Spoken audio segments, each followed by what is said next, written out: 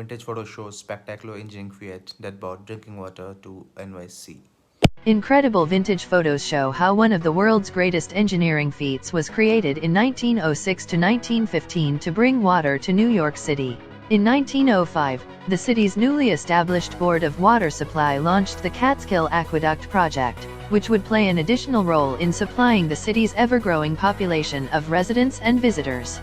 These projects rank as the greatest municipal water supply enterprise ever undertaken, and as an engineering work is probably second only to the Panama Canal.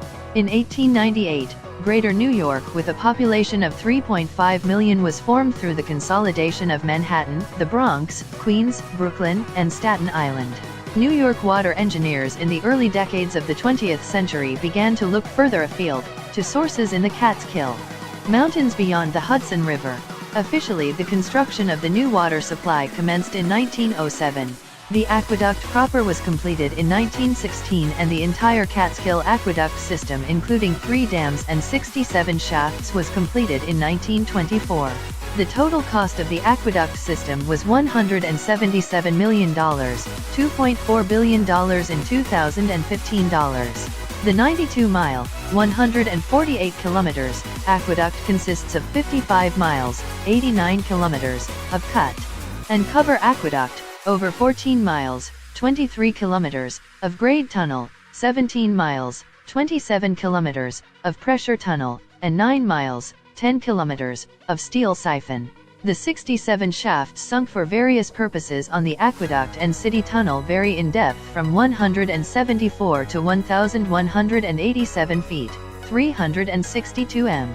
Water flows by gravity through the aqueduct at a rate of about 4 feet per second, 1.2 m/s. On June 24, 1914, all the steam whistles in the zone were set off at once, marking the official end of the project. Only the cleanup remained. Throughout 1916, workers slowly demolished the camp at Brown's Station and the plants and temporary railroads. The year 1914 had been dry, but in 1915 the rains came, filling the reservoir to 100 feet. On November 22, water was released into the aqueduct. The project was rivaled only by the Panama Canal. As an achievement of America's engineering might, the Ashokan Reservoir had the potential to deliver 660 million gallons a day.